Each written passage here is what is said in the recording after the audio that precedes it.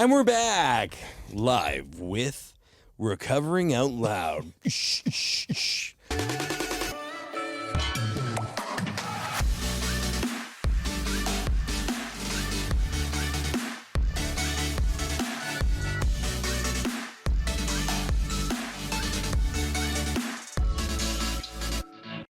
Fuck, you're busy, eh? What do you mean? Like, I've looked at, so I opened my phone and I see your beautiful face. By the way, I love your espresso videos. Oh, thank you. They fucking crack me up. Appreciate that. Makes Mornings with my child. Yeah. Makes me have more espresso, though. So fuck you for that. No, it's so good. You can never have enough. I agree. But so I opened up my phone this morning. I saw your beautiful face. And you were in Montreal last night. Yeah. In front of a sold-out crowd. Mm-hmm. A week before that, you were in Disneyland. Yeah, Disney World. Sorry, what's the difference again? Orlando, LA. That's it. It's a pretty big difference. It's a huge difference, yeah. I'm like pretending it's not. In terms of the heat, it's the worst. Yeah. I saw your beautiful face sweating. Oh my God, dude. Jesus. Okay, that's better. Sorry, I don't like hearing my voice too loud. I saw your beautiful face, and so you're a busy guy. I asked you to do this. And we had this booked for a while, and I was like, I'm going to be honest. I was like, man, I wouldn't even be mad if he said no. So I appreciate you, man. Wild, thanks so dude. much for coming on. Of course, man. Yeah. Anytime. So I appreciate the praise. The busier, the better, dude, or else I fucking start eating more than what I do. You get too, then you just like things slow down too much, and then you feel like you got to work even harder to get it going. You know what I mean? Yeah. Yeah. And then I feel like for me, so I'm newly getting into this, I hate this word, but like creator space. I will never use the word influencer because that word drives me nuts. And I hope terrible. I'm not influencing anybody in this world. Do not live like me. You do though. It's crazy. Yeah. I mean, like, yeah. And I always hope that somebody watches something that I put out one day and it was like, I never thought about it like that, because that's what social media does for me when I'm like, I'm going to try that in my life today. And specifically with addiction and mental health, I came in here, came into recovery. I mean, like I had to be willing because my life was such a shit show that I was just wrong on so many things. So it's like, okay, I need answers now. Right? Yeah. And that's the problem where like so many people, just the term influencer, it's like, this is the world we live in, dude. Like everyone's on their phones. Everyone's trying to make someone buy something or make someone do something, in my case, laugh or whatever, and guide them somewhere. Mine's ticket sales, see me live, whatever.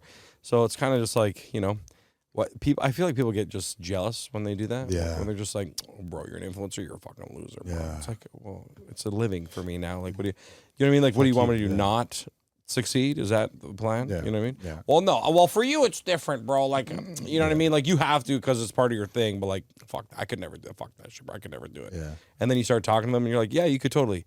You think so, man? You think I could do that? Yo, that'd be fucking sick. Yeah. And you're like, okay, you just don't want to do it. Yeah. That's all. Yeah. Or you don't like seeing people win, right? That's the other thing I'm really, really realizing. I heard a podcast yesterday where someone was like, Alex Hormozy. Do you know Alex Hormozy? Of course, yeah. I know him, He's great. He was talking about how... Here you go, Alex Hormozy, let's go.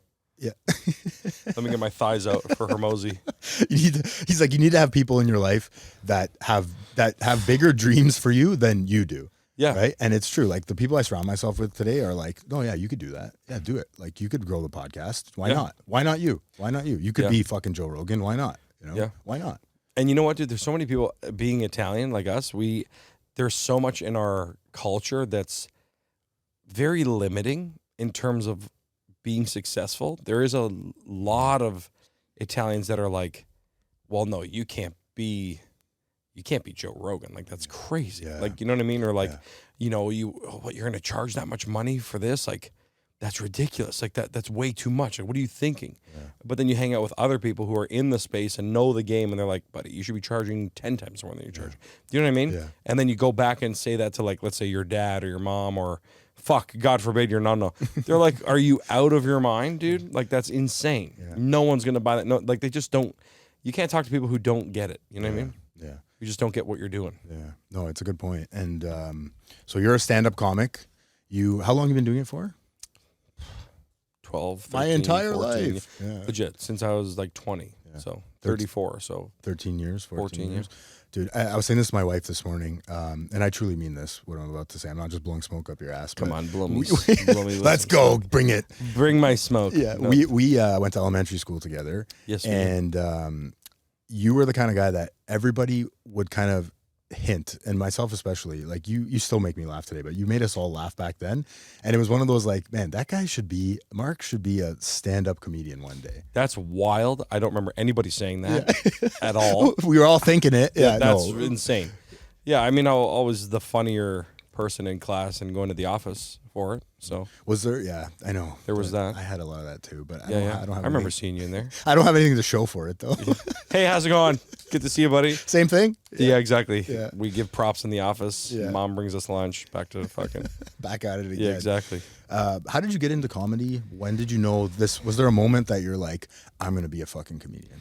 Yeah, I mean, I went to that Humber program, did that. So that's clown college, basically. Humber comedy writing. Yeah, exactly. They give you a nose and everything. For real, though, they give you a nose and everything. But that was sort of like, okay, let me try and take comedy seriously. And I didn't really know what to do with that. Like, the goal was like, I wanted to be Mike Myers, Jim Carrey, like those guys. And I was like, okay, what did they do? They went to Second City. They went to something and developed this skill. Yeah. So found Humber, audition, got in there. But once I did, because stand-up was never, like, dude, doing speeches in school was like hell. Like, I hated those. Oh, fuck. I would, like, be sick every time. They're like, Mark, you're tomorrow. I'm like, I won't be here. I can guarantee you. So that was brutal for me. But when I did stand-up for the first time, that was, like, the big defining, reassuring moment where I was like, okay, I'm going to be doing this forever. I feel like I'm in the right place. I feel like this is what I'm supposed to be doing. And then just went 100%, and that was... Nice. That's never, been it. Never looked back. What about it excites you? What about it makes you happy? It's very much a solo game. So, like, there's no one else to blame but yourself.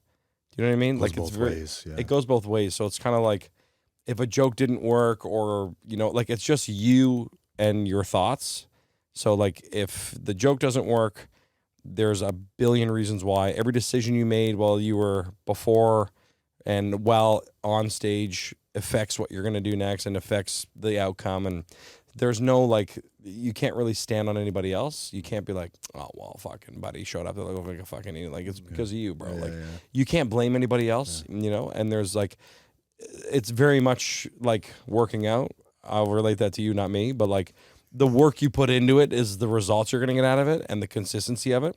So that's the only thing I've ever done where I've given that type of commitment to and that kind of thing. So, and seen the results. Like, and seen the results, and also, like, you see the growth, you see your chops get better, like, you know what I mean? You're navigating it on your own. There's no one in charge of it. There's no rules. There's no journey to, like, there's a journey, but, like, each person's different. There's no way of doing it. There's no template. Right way. There's no template. Yeah. There you go. Yeah, no template and no right or wrong way. So it's very much like, yeah, well, I do this because this works for me when I do it.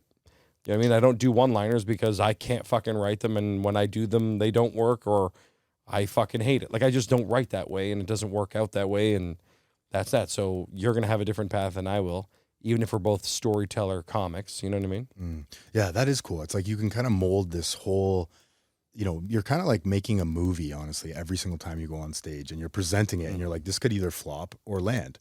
Yep. And you kind of learn from it every single time. The really cool part about it is, like, being in the pocket. Like, what excites me about it the most is when you're on stage and, like, I'm saying something to the audience, but my brain is thinking about something else most of the time. When you're crushing and you're actually, like, that's when you're in it the most, and you're not thinking about anything after, whatever. It's only when you start to tank, you're like, okay, this didn't work. This usually works right here, and it didn't work right here. Now I'm starting to lose them. The next joke that I'm going to say is very similar to this one, so I should probably move that later and put something else here. Wow. Do you know what I mean? So you're doing that in your head to guide the rest of the show. Do you know what I mean? Yeah. So, like, that part is, let's call it exhilarating, because, like, it's fun and it's nerve-wracking at the same time. You know what I mean? So I've always wondered this, and I hear a lot of comics say this. I listen to a lot of podcasts, but I hear a lot of comics say, and you just said it there, when the audience doesn't like it or when it starts to turn. How the fuck do you know when it starts to turn? Because, like, to me, I don't know the difference when I go to watch a lot of stand up when I travel, especially every time I go to LA. I always try to go to New York Comedy Cellar, and I'm like, I don't, the guy starts talking about bombing on stage. He's like, oh, this isn't going so well, and I'm like, look, I didn't really feel that. How do you know? Oh, dude, like when you're watching someone and it really is bad. Yeah, like really bad, and they can't tell. Yeah, the comic Yeah. thinks he's crushing or isn't changing the way he's acting at all. Yeah. And all of you are like getting real uncomfortable. That's that moment when you can feel and you start looking at other people and they know and you know, that sort of, let's call it, brutal word here, but that energy in the room and like you guys all feeling a certain way. We can all feel that in any room we go to with any scenario. Yeah. So 90% of the time, like a lot of comics try to just blow through it, not address it, because addressing it is like when I address it, it has to be going very badly. And when it is, I'm like, I have to address this. Like I've tried everything at this point and now it's so bad. It's like the elephant in the room. Yeah, exactly. And you have to address it, or at least you're trained to. But we are our worst critics, so there is a problem with addressing it because sometimes, a lot of the times anyways, they don't know how it's supposed to go. So yeah, sure, maybe at this line, because you've done this joke 1,000 times, you know that it's going to get a big pop here. So if it doesn't get a huge pop that you're used to, but it gets like a laugh that's just not as big, and you go, well, this isn't going well. It doesn't mean that it's not going well. You're just used to it murdering, Right. and it's not in this moment, But a lot of times they still are paying attention and like are still, locked in, Yeah, that's wicked. What's your creative process like writing? How do you write? How do you get inspired? Fuck, it's brutal. I bet you it changes too over time. Well, yeah, like it's never the same per joke, for a lot of the times, like, for example, I have a joke that I have about dinosaurs, about my wife not believing in dinosaurs, which is a true story. And the way I wrote that was we got into an argument live in person, right? All arguments are live in person, Mark. Fuck. We got into an argument. I thought you were on stage for a second with her. Yeah. No, we got into an argument, and then I had a show the next day, and I just said the argument back and forth. Like what we actually said, I said it on stage. Wow. And it crushed. And I was like, okay. So then I never wrote it. I just kept, every time I went on stage, I was like, let me tell that story about me and my wife arguing about dinosaurs. And then it started to hone itself as you work it on stage. Right. And then after, you start to remember the parts that work and don't work, and then it starts to shape itself into a joke or into a full story bit where it's like, then from there, you draft that out and be like, okay, these are the main points that work. And then you try and build it and like punch it up or try to find alternatives for certain parts or whatever.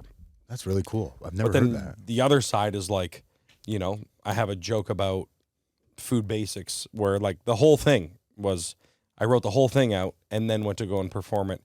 And then you go back and you just keep editing it as you go. 90% of the time, my stuff is based on something that has happened. I go on stage, I tell it, and then I tweak it as it goes. You find new tags on stage. You write new tags for it. This part is funny, but this line didn't work, so I got to change this part. And then you change it to something that works. So a lot of family come and see me, and they go, oh, well, fuck, I remember when Nona did that, but this part never happened. It's like, well, the real part doesn't fucking work. So, you know what I mean? Like, you have to, some parts you have to add some salt and pepper, you add some seasoning and stuff. So, but like it all comes from like a premise that has happened at some point, So we talked about bombing a little bit. Tony Monaco, DJ Danny D live. Luxy nightclub. I'm going to clip that. Do it. Didn't Joe Rogan get his podcast thing from some UFC fighter, like yelling it on stage? I learned that the other day.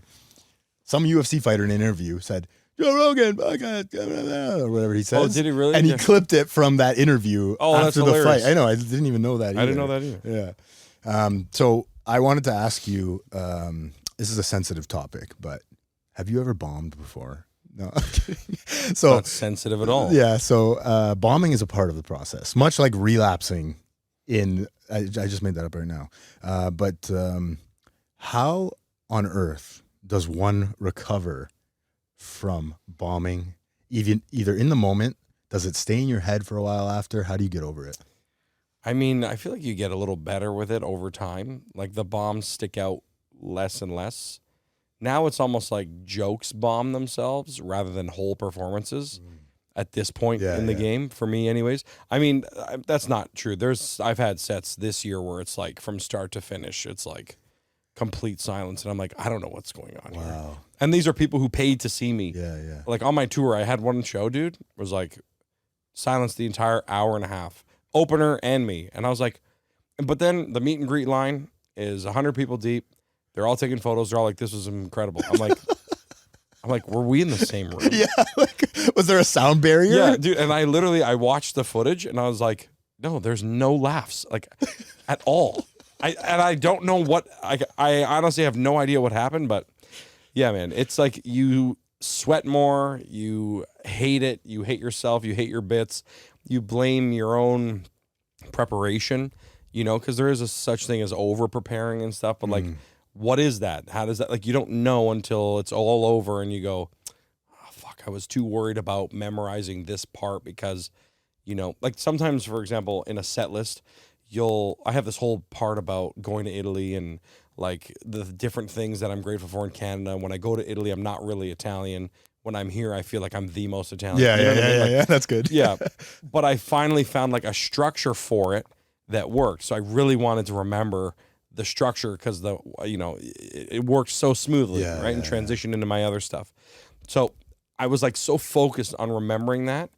But then when I went out there, I wasn't really in the moment and connecting with the audience for the first minute or two that like I was focused on hitting those points that I was just like a fucking, you know, you're not in the bit. You're just like, what do you call it? Like in robot mode. You're just saying reciting words. the joke. Yeah, you're just reciting the bit, which never works. And then you're like, well, fuck, man, you can't. That's over rehearsing. That's being over stressed out and fucking, you know, worried about bullshit. I'm not finding the words in my brain for the things I'm trying to describe on this entire podcast. It's hot in here. And it's very fucking hot here. That's how I bomb. When I bomb, dude, you want to see me sweat, bro? Ooh. Yeah. Come watch me bomb, dude. That's fucking my low back. Just I'll be the guy standing up and cheering. No, you wouldn't. Yeah. You'd be sweating too. You'd be like, this is a mess. Yeah. Well, there's such a thing as secondhand embarrassment, right? And like people, you know, I was always told whenever I gave a public speech in certain areas, people are like, no one wants you to do bad. And nobody it's wants kind of true in comedy too, right? Dude, nothing. I can't watch comedy. Like I never watch the people before me because if I watch someone who's eating it, it fucks me up. Like I get out of my headspace. Like, and I know like a lot of times you should watch, you know, because if someone's going to do crowd work, you want to make sure that you either, you know, there's a birthday in a room, you know that this guy's celebrating. So you don't want to be like, hey buddy, what are you celebrating? And the whole room. We just told you. Yeah. Exactly. Right. There's that type of thing. But when someone starts to bomb, dude, I get the fuck out of that room immediately. I'm like, I can't be a part of this. This is brutal. Because you're just, you soak in the energy a little bit, you know, and it fucking, I don't know. But, you know, that's why I try and do like breath work before shows to get like out of my head and shit too, you know? Yeah. Some Wim Hof. Yeah. I mean, that's becoming a lot more prevalent now and mainstream is this kind of meditation, breath work. Yeah. I try to do it every morning. It wavers. But yeah, before you do any public speaking, it's funny you bring up Second City because I did a public speaking course there and I really enjoyed it. I had a good time. And a lot of what she was talking about, it was a good experience. I feel like my public speaking has gotten a little bit better, but I don't know. Have you ever gone up, because this has happened to me before. I've had to lead some, you know, in recovery, we have to share our story once in a while. And I've been up like, you know, probably, I could say probably 3 or 4 times in front of, like, I've been up a lot, but I've been up 3 or 4 times in the 7 or 8 years in front of like 200 people. And for me, that was a lot. You know, you have a podium, you have a microphone, everyone's looking at you. No one wants you to do bad. But there was one time. Get rid of that fucking podium, dude. Yeah. Well, you don't like. Can't fucking. Well, but you guys like to move back and forth, right? Like we don't like to necessarily but you have to engage everybody. Yeah, but like you don't like just the podium is blocking 90% of your body. Yeah, and we communicate what 90%. Yeah. Of like through. Like next time, just pull the mic out and walk around. No, I'm serious. That would literally engage everybody. Oh, 100%. Right away. If you went up there and been like, fuck this podium shit, and pulled the mic out and walked in front and just stood in front of it and stood at the front of the tip of the stage, automatically, dude, you'll do 20 times better just from that. Yeah. I know you've got the notes and stuff like that. No, there's no notes. You just. Oh, fuck, dude. Then get rid of that thing. Because you're telling your story. So it's like, I'm the only one that knows it. So yeah, I can say whatever I want. Yeah. But You just no, have to be careful when you're talking, when you're holding the mic, you're not doing this. Yeah. Sometimes you're like, so then I was talking, you know what I mean? You Because pull it away from and then no one can, and everyone here. The rest, exactly. Yeah. So you talk about bombing. Is there what's the weirdest place you've ever done a gig at? There's quite a few. Weird how? I don't know, just like strange. I mean, the one where you just literally told me about the people not laughing, like that's like a Twilight Zone moment for sure. I've done some at like sex clubs where people are getting like their dick sucked in the front row. Really? You ever just bomb and buddy's getting his dick sucked? No, I can't say I have. Yeah, that's brutal. Is anyone paying attention? Everyone's paying attention. And everyone's naked. And everyone's got a boner, dude. I was performing, dude. This is the crazy, because it's like, I feel this way about sex in general. Not like everybody. If you see two people fucking right there, we're both looking. Everyone is like, I can't. You see animals fuck, you're like, oh my God. You can't look away. You can't look away. Yeah. So when you're performing and there's like, 200 people in there, they're all naked, or some are in robes and they're like feeling each other, and this is like the preamble to their night. It's like you can't not see what's going on and not look. So this one guy sitting in the front row waiting for his date, cock ring on, dude, full fledger, like just like a rock, ready dude. to go, like just sitting there like this. Was he making front row, just like watching my stand up, cock ring on, looking at me like into the bits, and I'm like, I can't stop looking at his solid dong, and I'm like looking around, I'm like, okay, brother, like I can't do this. Like you have to, like this is, you're like either start jerking off, which is really weird, but it's par for the course. Yeah, you know like what I at mean? least you're doing something. Do with something with this, Yeah. or take a walk. Yeah. Like, you know what I mean? And he's just like, oh, I'm just waiting for my +1. I'm like, they're not coming. Like, I don't. It's like we're an hour into the show here. Like, they're not here, or like, can you just not be solid? Yeah, call the doctor. It's been a while. It's been a long time. Like, you have had a boner that's full tilt for this long. It's unbelievable. It's very weird. Like, and that was like, I addressed it. I said all this to him. He started laughing, and then he got up. He's like, would you feel better if I like got up and left? I'm like, I want you to enjoy the show, but like, like do whatever you want, but I just want you to know that this is fucking me up. And like, then I go to the bar, dude, and he comes to me. Oh no. And still full tilt boner, butt naked. Huh. And he's like, man, that was really funny. Sorry if I like interrupted you. He orders a drink. I'm like, oh, don't worry about it. Orders a drink, dude. As he turns to walk away, his dick just hits my leg. I'm like, I'm done, dude. Get me the fuck out of here, man. His boner just fucking gets caught on my leg. Like, how does that gig come about? Dude, there's because all these you? sex clubs have they have like themed nights, and they have like big entertainment rooms where like strip dancing, burlesque, whatever, right? Like, but yeah, it gets then at a certain time, like after the show, like 11 p.m., you either have to get in a robe and get naked to stay in there, or you got to go. So I always go, obviously, because but like it was funny. I forgot my bag in one time, so I went back. I forgot, like I had like a little fucking side satchel bag or whatever, crossbody, fanny pack, and I left it side stage. And like now the stage at this point was like an apparatus where you strap people to it and whip them and shit. There was a different kind of show going on after you. Yeah, there was like a, feel free to use the stage and whip your pal. And that's what it was, dude. Like I come back to get my bag and like picture just like your standard, like anybody in your brain, like they look like a bunch of school teachers just like getting whipped and doing everything you can think of. And I just could not believe what people were doing in there. It was blowing me away. Wow.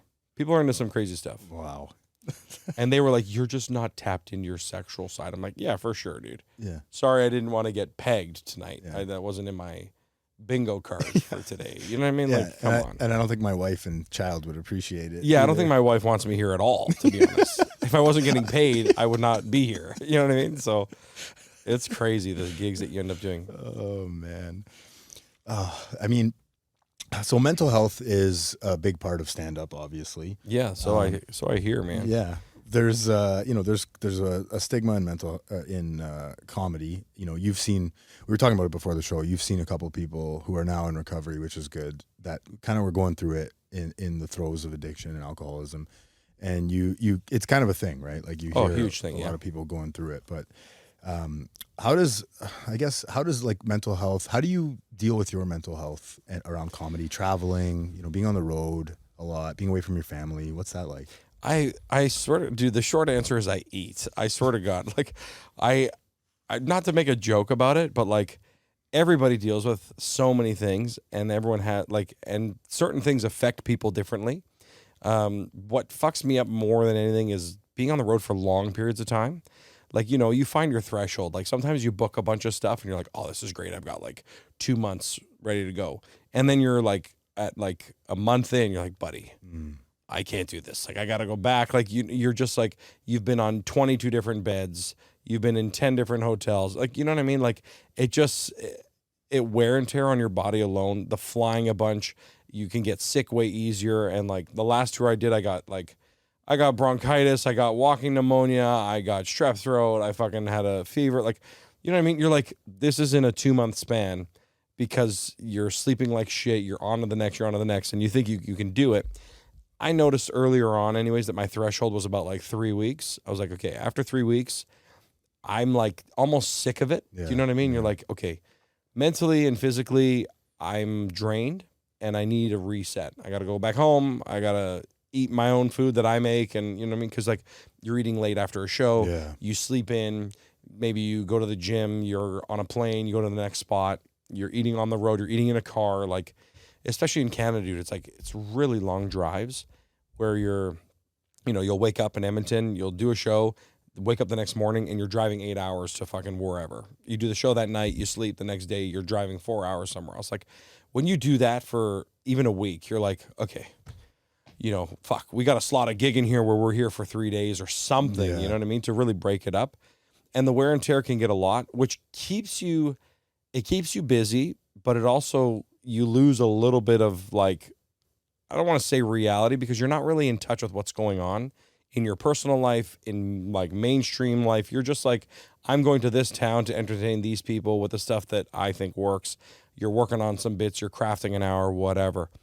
But having a kid is like way worse, dude. You're like, you go home. Like I was in Montreal for the weekend, dude. What was it, gone 4 days? Yeah.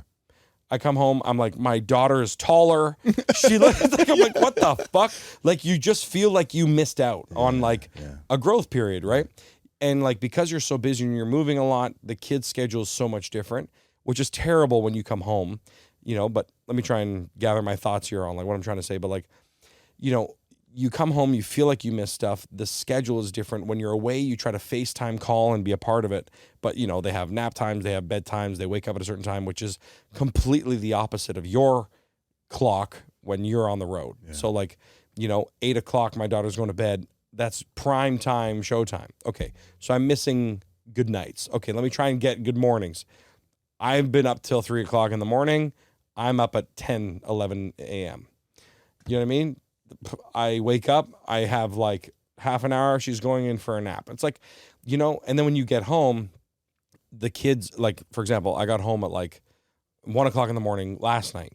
Kid was up at 6:30. So like, you're not getting the sleep. And then when you are with her in the morning, like, it's incredible. She's so happy to see me. She's thrilled, whatever. My wife's like, every morning she runs to like your side of the bed and thinks you're there, which is like soul crushing. Yeah, on the Jesus. road. Yeah, you're like, that's fucking awful. So like, all you want to do is be there. So like, I'm trying to do things in my life now to just manage my time better and buy my time back so I can do whatever the fuck I want. So I'm trying to outsource everything I can. I'm trying to have editors, videographers. Like, I just want to show up and do what I do.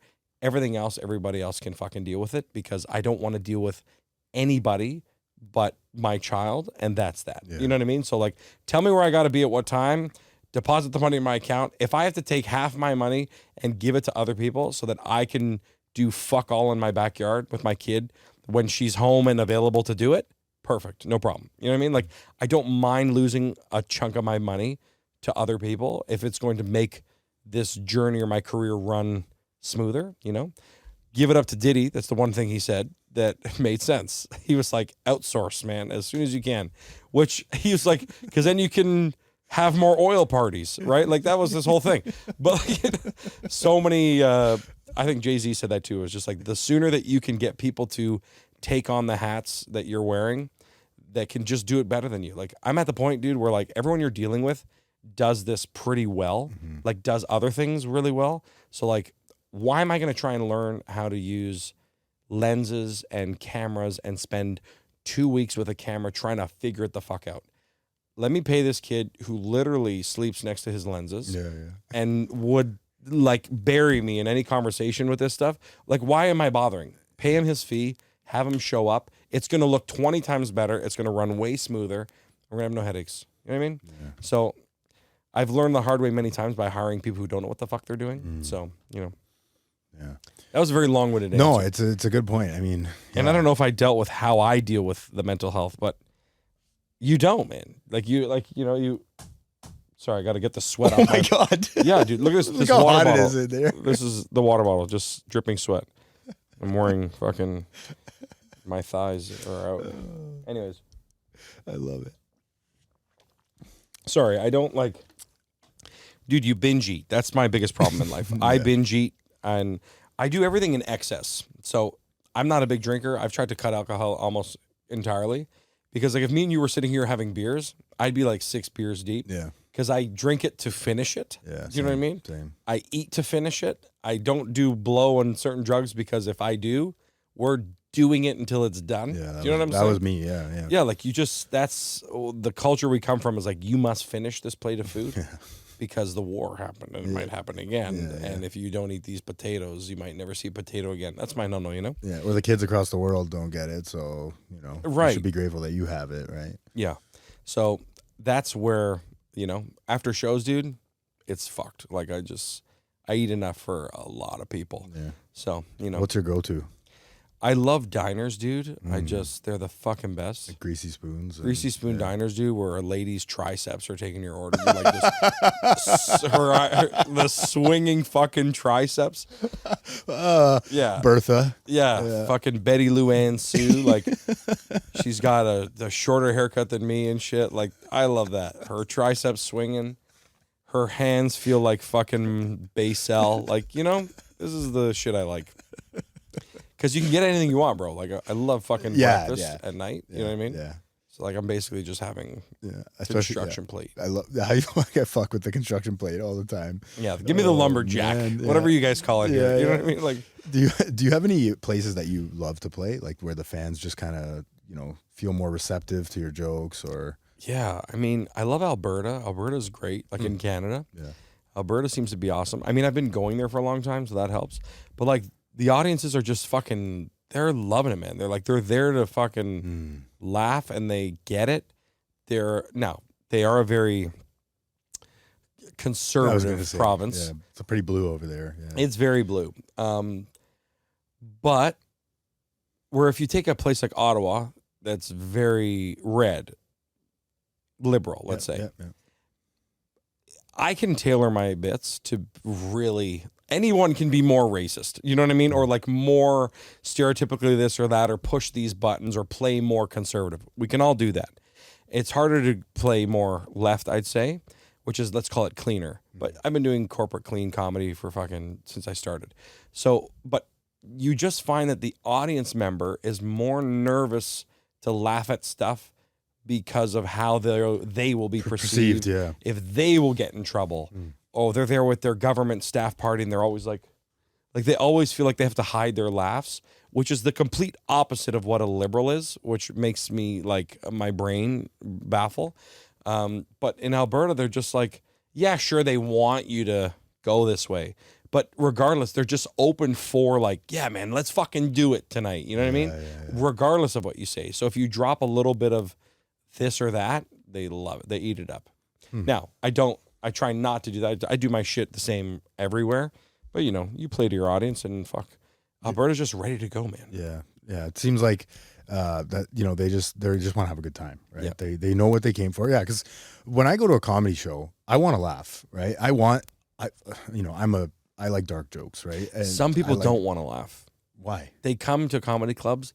I know this sounds insane, but like you can feel it where they come in nervous. They're like, oh, I hope they don't make fun of me. Oh, I hope they don't say this. Oh, I really hope that doesn't. Like you see people being like nervous. On guard. Their guards up. That's the whole first half of the show is to be like, Fucking relax, man. It's like even people who sit front row, like, oh fuck, I hope he doesn't. It's like, dude, what am I gonna say that's gonna really shatter your day here? Hey, you're a loser. Hey, you're a fat bald fuck. Like, what am I gonna say? And if I say that to you, you're gonna be like, like you're just gonna cry and break down. Like, I don't get it why people get so nervous, but a lot of them don't like being around people or being the center of the attention or picked on. Like, it's triggering for some people to be like, hey man, you look like a fucking, hey, you know, you look like this guy. Everyone can see you from behind you. You can't see anybody else. You feel picked on or whatever. So like, I get it, but like no one's there. Be the butt end of the joke for half a second, dude. Be part of the greater cause for just literally 10 seconds, because I am going to be for the next hour and a half. And you're paying to see it. So fuck, just relax, you know? Yeah. Easier said than done. I know things can be triggering for some people, but anyways, I talk a lot. Do you do? It's okay. Feel free to be like, okay, Mark. But listen, enough. I have people in here so that we can hear them. I talk too much anyways on this podcast, so don't even worry. No, I feel like you don't talk enough, and you should be like, Mark, okay, that's enough. I need a guy to just like, hey, have down. A guy right on the other side of the camera be like, okay, shut the fuck up, dude. I feel like, so the thing with, do you do crowd work? Yeah. Because like a lot, yeah. I feel like it could go either way, right? But the thing I like about crowd work, at least from the clips that because I don't know, being a viewer of that, like, so that's a taped special. You know, live is different. Live, anything goes for me live. I like whatever. I'm there to see. It's your show. But I'm a little more picky with my stand-up that I watch recorded. You see a lot of things go in places that you don't necessarily think that they're going to go. Do you have any good stories about like that, working the crowd and, you know, how it ended up? Oh, like it going somewhere and it like turns into a gem moment type thing? Like it turns out. Oh, man. Yeah. This was such a good moment like a month ago, and I have the clip. It's going to come out soon. Oh, perfect. Once I edit it, which might not be for another 5 years. Like fucking editors. Yeah.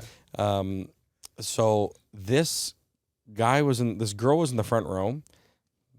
Beautiful, beautiful woman sitting front row. No one next to her. There's a theater show in Hamilton. No one sitting next to her. And a guy on her left, like on her right side. So I looked at them as if they were a couple. Oh, no. Right? And I was like, oh, you guys are together? She's like, no, I'm not with him. All right? And his wife was next to him. I was like, oh, sorry, whatever. Did some crowd work on these two, whatever. And I was like, is this seat next to you empty? Like, where are they? Like, where is this person? And they were like, oh, he's here. He's just going to get drinks. I was like, oh, nice. I was like, what does he do for a living? She's like, I have no idea. I'm like, do you know this person? And she's like, yeah, this is like our like third date. I'm like, oh, what's his name? I'm like, we should do something fun. Like when he comes in, we'll like boom at the same time or like cheer or say something, right? Or chant his name. I was like, what's his name? We'll chant his name. She's like, I have no idea. I was like, you don't know what he does. You don't know his name. And he's buying you drinks. He bought tickets to the show? Yes. Have you put out? No. What's been going on? I was like, these last 3 dates, he's paid for everything. I'm like, so this guy is wine and dining you for the last 2 months, taking you on like 3 or 4 dates. You don't know his name. She's like, no. As I say that, dude, this guy comes walking in. Oh my God, perfect. And I'm like, boo. Like we all start booing him, okay? I shouldn't have done that. I felt so bad, but he's into it. He's got his beers. He's like, fuck yeah, fuck you guys, whatever, right? Yeah. He sits down, and I'm like, hey, buddy, what's your name? And he's like, Steve. And I look at him like, you know, I give her a head nod. I'm like, what do you do for a living? Blah, blah, blah. I get all this information out, dude, about him. And she looks at me, she's like, thank you. And I look at the audience, I'm like, I'm doing the Lord's work out here, guys. And he had no idea. Yeah, no clue. I'm like saving relationships one day at a time. I'm like, this guy's a poor sap. Was she embarrassed while you were doing that? No, she was dying, dude. She was dying. But yeah, it was such a funny moment because like the whole audience was in on something. Like that's what I like about crowd work is like when you get good moments, man, they're the best moments of the show because they know it's organic, you know. But then there's parts where you have duds who fucking say nothing or try to like out joke you, and you're like, just answer me, dude. Like you know. Yeah. What do you do for a living? Your mom. Like, okay, oh, my mom. You fucked my mom. Oh, shit. Like, you got me. You got me, dude. And now what? Like, now this sucks and you're a loser. Have you ever had a heckler? Oh, yeah. How do you deal with that? I find it interesting how everyone kind of deals with it, but I just try to engage with them as little as possible. Yeah. Like, you talk to them, you try and shut it down a little bit. You know what I mean?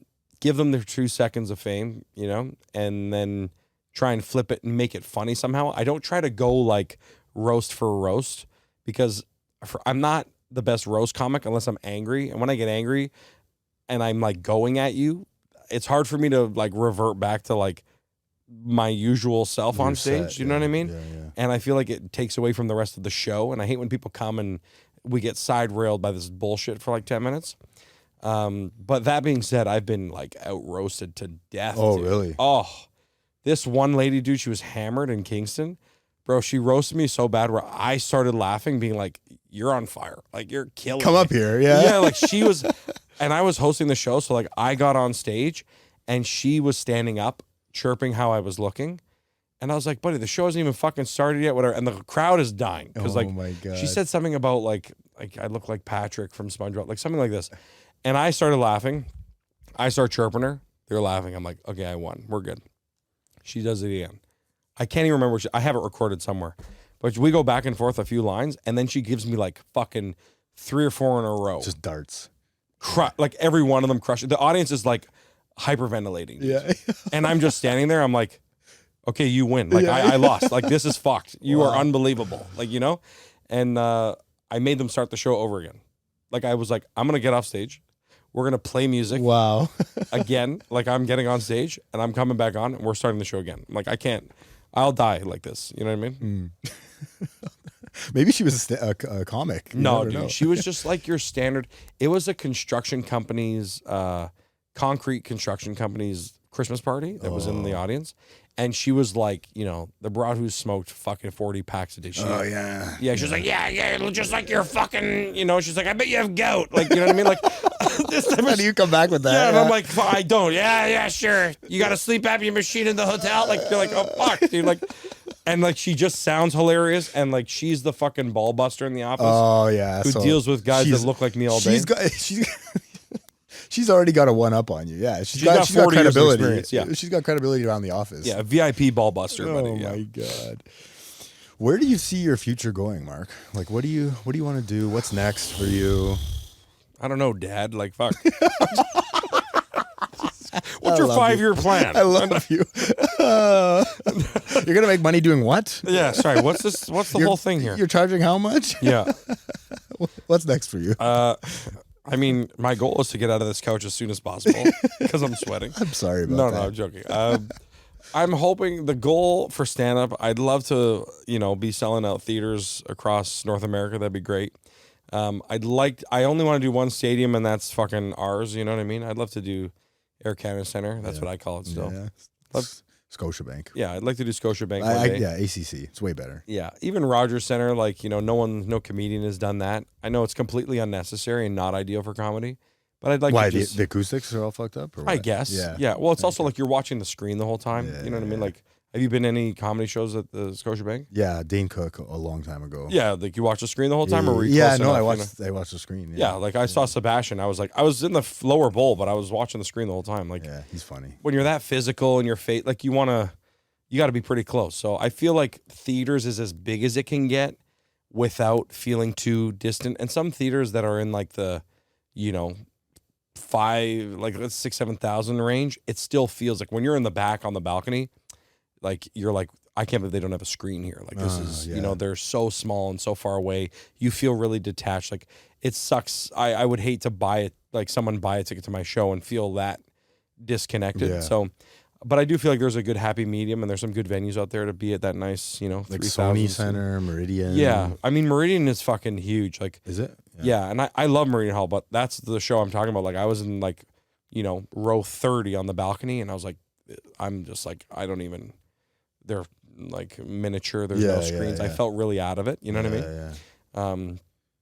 But yeah. I think I saw Theo Vaughn there one time. I think it was at that one, but I mean the price reflected it. Like I paid like $30. I was like, whatever. Yeah. I don't even remember who the fuck I saw, to be honest. Yeah. Oh, Jim Gaffigan. Oh, nice. But I love Jim Gaffigan, and my wife hates Jim Gaffigan. Yeah. You either love him or you hate him. My wife's like, this is the worst show I've ever seen. Yeah. I'm like, too dark or just no, she was just like, I don't even know what the fuck this is. Like, She's just like, I don't like, it's not funny. I'm like, that's outrageous. There's nothing worse than when you go to a comedy show with someone and you're the only one laughing and you're like, are we going to have to break up now? Like, I'm laughing at these my jokes. wife's the worst. Like for her style of comedy, I'm like, I don't even know what you find funny at all. Like she's like, you're hilarious. I'm like, okay, but like, that's not good. That's good. Yeah. Right. But like, I've taken her to see like a lot of the greats and she's like, I don't know, dude. Like that was okay. You know, I get it. Some venues, like I said, you know, you see Chappelle at Scotiabank, you're like, you know, it's hard to get into it, you know. We went to see Kevin Hart. I was Scotiabank, fucking like last row, just bleeding. Yeah, I'm nose just drenched, and I'm like, this wasn't great. But you know, it was all in the venue. It's all in the venue, and where you're sitting. Yeah, I mean, I'd like to do some movies or some TV or something too, like you know, do some comedy, acting, and. Yeah. Oh, you were in a Canadian Tire commercial. I meant to bring that up to you. Yeah, that was funny. It was whatever, dude. Yeah. I did like 900 takes. They chose the worst one. So. I liked it. It was just fucking. Yeah, whatever. It was fun. We did a bunch of takes. A lot of great people on that shoot. That was fun. But, you know, commercials, I don't love them. I'm also the Planet Fitness Sasquatch. I don't know if you know that. Oh, but, no. Yeah. Wow. Have you seen those commercials? Yeah, I'm going to watch those differently now with a different mindset. Yeah. So. That's my friend. Yeah. The more, dude, I love the comedy acting stuff, you know, like.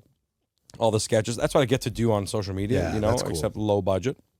But yeah, like, you know, that's why I got into it. You know, I wanted to be fucking Chris Farley and Mike Myers and do 50 characters and shit. So that'd be fun to do something like that. Yeah. I love your stuff, man. I appreciate it. I want to close with this, and I usually end my podcast with something.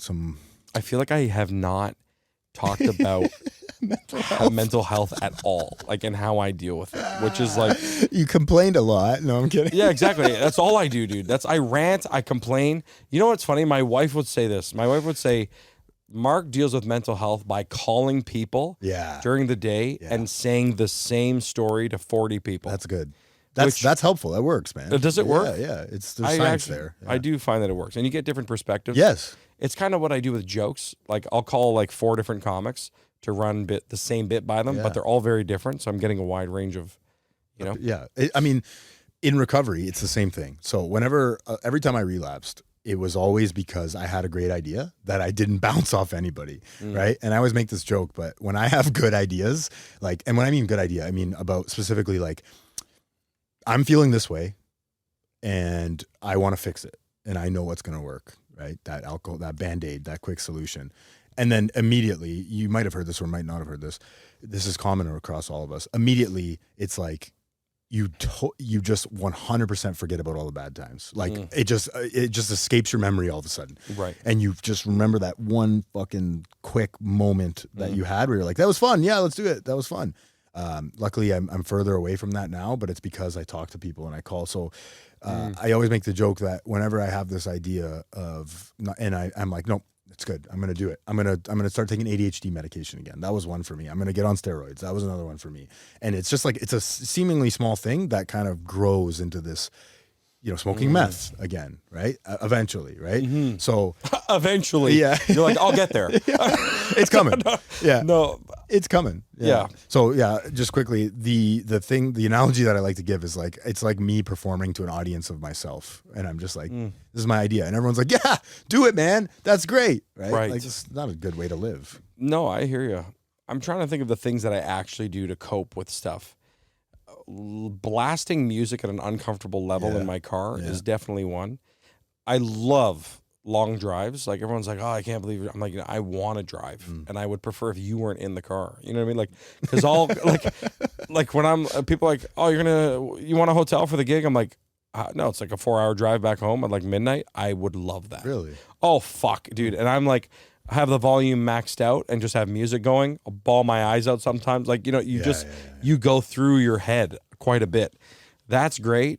Or something to really, like, going to the movies, like the movie theater, is one of my favorite things on the planet. Me too. Because you're not looking at your phone. You're fully submerged into this piece of art, if you will. I couldn't agree with you more. For that period of time, and it really pulls you out of it. It's like any live stuff. Like, I go see bands all the time. Like, anytime I go see something live where you got to be in it is the best, because it pulls you out of it. You have to pay attention. You get submerged into it. You go on this journey that they mean for you to go on, and then all of a sudden you're like, oh, I forgot. 2 hours not thinking about yourself.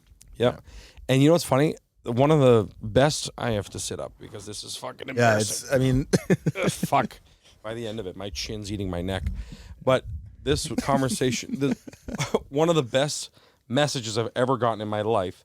This guy sends me a message being like, "Hey man, don't mean to bother you, but it was like a fucking essay of a thing. Doesn't matter." He goes, "I was planning on killing myself today, and I was taking a shit this morning, have my whole day planned out of exactly how I was going to do it.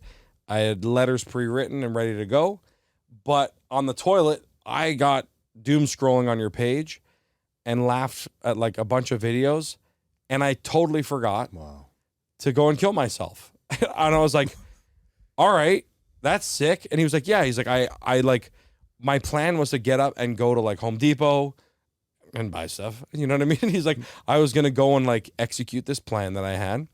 But when I got off the shitter, like I just started my day like a normal day. Like I laughed, I got up and then just like unconsciously made a coffee and then made breakfast and then went to the gym. Like, and like it hit me while I was at the gym that like I didn't kill myself today because I got sucked into your videos. wow, And I was like, that's pretty powerful. oh dude, it blew me away. I was like, okay, this is a message that like I put on my wall. And when my dad says you're a loser, I go, Yeah, have you stopped anybody?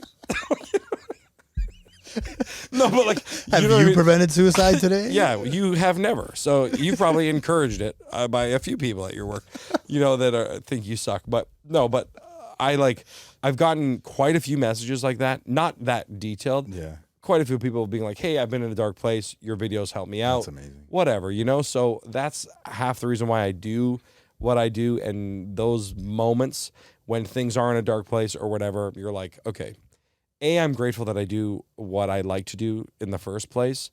B, it helps a lot of people. C, a lot of people feel inspired for some reason.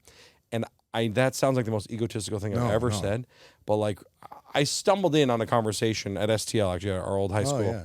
And like the teachers were using me as an example of like monetizing something that you're interested in and turning it into a career, and like things take time and whatever, just using me as an example of a road less traveled, if you will, as if I'm like some great success story. And I'm like, I live with my nonna, dude. Like, don't listen to these guys, whatever, And like, as much as I joked about it, I was blown away that like, a lot of these kids followed me, their families, follow me, and family and friends follow me. So like, I don't know. I was just blown away by that. And I was like, okay, when shit gets tough, it could be so much fucking worse. Like you open up your Instagram in the last 2 weeks, you're like, it's crazy how many people are dying and going through the craziest shit on the planet. So the fact that I'm at the Keg at midnight in Montreal and their kitchen is staying open for us because they're fans or they came to the show, what the fuck am I complaining about? I have a good life. You know what I mean? Yeah, you're like, life is great, so I can't complain. I have a podcast, buddy, I'm done to complain and rant all day long, which is my therapy. Nice. Yeah. I also have had a life coach and multiple therapists over the years, so you know what I mean? There you go. Talking to people and listening to music, drowning myself out. Yeah. You answered that quickly. You answered that very well. So, yeah. I hope so, my God.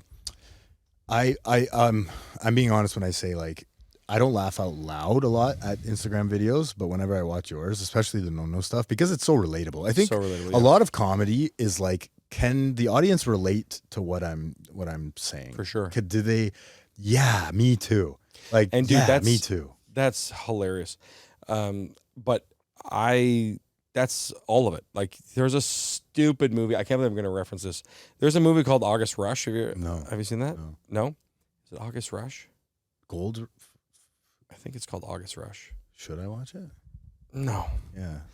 It's okay. It's about a kid who's like a musical genius, whatever, and he makes music based off of the sounds. He has like a hyper hearing disability, but like he's he's sitting on the subway train and he's like listening to traffic and like noises, and like he notices that they go in patterns and rhythms and then creates music out of it. And his whole thing is like the music's all around us. Comedy's the exact same way. Where like I'll go through something and I'm like, I know, because this is literally everything. I know that 9,000 other people have gone through this exact thing. Like, it's all been talked about. And like I noticed that when I got married, and I had a kid, specifically when I got married. When I got married, so many things fell into place with like other when I would watch comedy before I got married about guys talking about their wives, like all the premises are like the same 10 premises, really. And they're all taking their take on it. And you can listen to comics from like the 50s, dude. Like you can listen to Richard Pryor talk about marriage and kids. You're like, I'm going through this exact same thing. Yeah. Do you know what I mean? So it's all relatable. Everyone has family. Everyone's got a grandfather, grandmother, whatever. You know what I mean? It's like the more, I don't know, people are like, oh, I struggle with finding content or what to do. I'm like, what did you do today? Yeah. Did you stub your toe getting out of bed? Good. 10 million people have done that. So Start with that. Start with that. Like it's all around you at all times. Yeah. You just have to find a way to display it. In your perspective. I don't know if you've ever read Rick Rubin's book, Creative Way. He talks about that a lot. I love it. I'm reading it right now. I'm like halfway through. He talks about like we're all kind of this like nothing's been done. Just experiencing, and everything you've ever done has been done before. Yeah, sorry, everything's been done and nothing's new. And nothing's new, and it's just you're putting your perspective on it. What you're creating is not for the audience; it's for you, and you're just taking in the world and then regurgitating it. It's so true. Your content is all around you. You know, your inspiration is all around you. Right. So I can't listen to him talk much. So his audiobook. Yeah. I listened to the audiobook. I didn't read the book because I'll never get through it. But like, I was listening to his audiobook. I hate when it's the guy. I know, like, before I used to love that. Yeah, you hate when it's the guy reading his own book. Yeah, because I'm like, this sounds so much more pretentious. Or they'll try to read it a reader. I'm like, no, man, you don't sound like that. You know, because I listen to him in interviews and I love it. I've watched every Rick Rubin interview ever. But then in his audiobook, I'm like, okay, dude, stop narrating Harry Potter here. Like, you're killing me. Like, you know, and like, you just end up putting me to bed, you know? So I try to, like, you know, when they do it, like, I think Jordan Peterson does that too. Where he tries to read his own kind of in the way that he thinks it should be read. Yeah, and I know that's the point, but like, have some like, you know, some British guy who's just like, you know, just I was walking down the street and I noticed like whatever, you know. You have to shit? Oh, you don't have to shit. Just saying like all together. Oh, okay. Yeah, I'm good. I don't give a shit. I'll do stuff to the camera myself. What else do I do about mental health? Talk to people on the phone. I doom scroll, man. Fuck. Scrolling is one of those things that really just gets you. You ever notice that where you're scrolling and all of a sudden it's like an hour and a half later? You ever drop the phone on your face? That's when I know I'm like, you're done, bed. You're going to bed. And your like elbow and like hands go numb completely. And you're like, wow, I've been doing this for 2 hours. But it's the same thing as going to the movies. Like, you just feel like, okay, let me find something to either learn or laugh at. Like, I don't go to bed until I've, like, laughed out loud. Because there's some nights, dude, you try to replicate it every night. Like, I'll be scrolling, and I'll find something that makes me laugh harder than I've laughed in, like, a month. Then the next night, you're like, okay, I got to find that again. Or you watch the same meme, dude. You ever watch the same meme over and over again? I watched this one meme, dude, where like this guy comes, his wife and him are taking the dog for a walk, and then he trips over the dog and falls into the fucking garden and like crashes the garden table over. It's one of the funniest things ever. And he's like, "Sham it!" You ever seen that? No. I'm talking to the camera about other ways. Talking to the audience? Talking to the audience about how I cope with things. I was saying doom scrolling is one of those things. Yeah, that's a rough one. Because like, hours will go by and you just have no idea. But like I was saying, like I love it when you find a gem. Like I'll find something where I laugh at it. Yeah. Harder than I've laughed all month. Yeah. So then that's like the next night I'm like, fuck, I hope I find a fucking gem, dude. You know? You're like addicted to the next laugh, right? You're like, it has to be better. That's my whole career, dude. Yeah. My career in a nutshell. Wait, you mean you'd want to find a gem for yourself? No, I want to find a gem to like laugh at. Laugh harder. Yeah. But my career in a nutshell is the next laugh. Yeah. You should put, it's a good comedy name. Get like that on your shirt. No, yeah. It's a good comedy album. Yeah. There you go. You're welcome. The last laugh, the next laugh. Yeah. And when you're famous, you can all tribute to Recovering Out Loud podcast. Oh, 100%. Yeah, you know who you look like? You kind of look like a... Fergie's boyfriend? Who? Who's that? Josh Duhamel. No. Oh, I see. I've been told that before, but also I think I'm better than I am. So you look like if your brother was an alcoholic, it would be Strombo, George Strombolopoulos. Oh yeah, like an older brother. Yeah, like Strombo could easily be your older Nice. brother that used to just bully the shit out of you and like. Well, he's doing well, so he's doing really well, but he looks like he's been strung out. Yeah. He looks, which is unfortunate because I don't think he ever was. No, sorry, George, if you're watching this. He follows me. We've chatted before. George, listen, I don't think that you look like that. All right, I'm just saying. It's okay. He'll never see this. Don't worry. He'll see it. I'm gonna make him. I'm gonna send this to him. Don't clip this out. I don't think. Thank you though. That's a compliment. He's a good-looking guy. Yeah, Strombo. And if I could be half as popular, no, wrong word. If I could be half as successful as him, I'd be happy. I don't want to be popular. I don't like limelight. I don't, but a part of me does. Yeah. It's such a weird balance because it's like it goes hand in hand. It's like, well, if you're popular, you'll get all the other things, you know what I mean, Mm-hmm. that come with it that you probably want. Yeah, it should be a bonus, right? It should be a result, you know. Do you get noticed in public? It's ridiculous. Really, eh? That was the worst, Yeah. like the most egotistical answer ever. But like it's I mean, it's quite a bit. you're being honest. So It's quite a bit. I'm grateful, but also sometimes it's like you're at the kids' park waiting for me. Yeah. That's crazy. So what do they want? Like a selfie or yeah, which is fine. Like I love meeting everybody. I'm blown away that it even happens. Yeah, I know. Like yeah, it's insane. That's like great. I feel like I'm a nobody, and I don't think I'm anybody at all. But it's like, especially when I'm with people who've known me forever, and it happens, they're like, "What the fuck is this?" Yeah. I'm like, "I know, dude, it's ridiculous." Like, wow. I'll be at the mall with my kids, and like someone will see my kid and notice my kid. Jesus. Yeah, they'd be like, "Oh my god," and see my wife, and they're like, "Is your husband here?" Like, my wife has been getting noticed. She tells me, and I'm like, "What the fuck? You're not in anything." Like, you know, this isn't what I wanted. Yeah, and I mean, like, it's fine, dude. Like, I love it. Again, it all goes back to that DM, dude. It's like, for them, dude, it's changing their day. They're excited to meet me just because I make videos. Like, incredible, dude. Like, it's incredible. Yeah, that's great, man. If you could say something to a comic that's just starting out, or a creator, or somebody that is struggling right now with where they're going to go next with their career and what they're going to do, they want to do this full time, what would you say to that person? In comedy specifically, or any or in creation? general? But yeah, let's do comedy because I think that's pretty unique. And don't do it, buddy. Yeah, I'm joking. Turn around. Stop. Yeah. No. Do it. Don't take it too seriously, because you have to have fun. You know what I mean? When people take it too seriously and they're too in the weeds of things, like they're like you get lost in the minutia of things. Big word.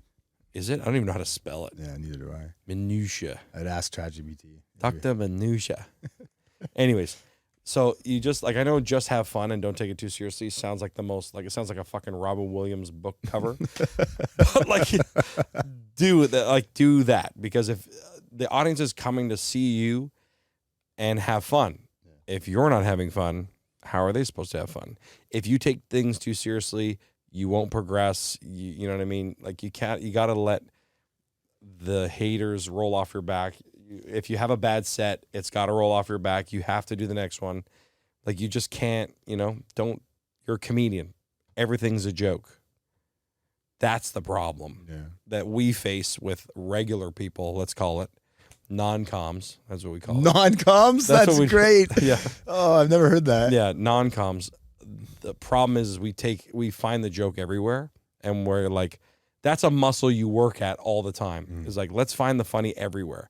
So like when I'm at a funeral and I'm laughing at something, or like I can't compose myself, or like I say a joke to my brother and he's fucking like vibrating next to me, laughing to tears, and people think he's crying, like, it gets you in trouble. Yeah. But that's the point, right? Like, we're always trying to find that. So if you're taking things too seriously, you're going to limit yourself. Yeah. So nice. Where can we find you, Mark? Everywhere and anywhere, baby. At Not Marc-Anthony on all platforms. Mark with a C, not with a K. Yeah, don't fuck that up. Don't fuck that up. But if you type it in with a K, it will still come up, which is great. Oh. So, yeah, marcanth.com. Any shows coming up? Nah, dude. Not yet. I got a big tour coming up in the fall. another big coming tour. up. I got a lot of things coming up, like, good. but nothing like set in stone that I can release at the moment. Okay. So, yeah. but yeah, I'm always posting about stuff. So if you want to see me live, I will be always promoting to see me. Beautiful. So. Dude, I appreciate you so much. Thanks for coming down. Appreciate you, man. It's This is hot great. as fuck. Thank you. You're a good dude. It's 38 degrees in the studio, guys. But it's actually shocking. Like it's crazy because I'm not sweating much here. But like I'm gonna get up, my back is gonna be just. You're like a duck. It's all happening under the water. Everything looks good up top. That's hilarious. Yeah, but you're fuck. Yeah, that seems like an analogy at a mental health place. How'd you know? It has to be. Yeah, everything's okay except I'm drinking like crazy and I can't stop smoking meth. Meth, dude. Guys, listen. Like, comment, subscribe. This is the podcast. Recording out loud. What is it? What is it? Recovering out loud. Guys, like, comment, subscribe. Recovering out loud with Anthony and Marc-Anthony. Thanks, buddy. Love you, man. Boom. Thanks for listening. Please help us grow the channel and like, share, and subscribe for more content. The discussions and stories shared on this podcast are for informational and motivational purposes only. This content is not a substitute for professional medical advice, addiction treatment, or therapy. If you or someone you know is struggling with addiction, please consult a licensed physician, addiction specialist, or mental health professional. You are no longer alone.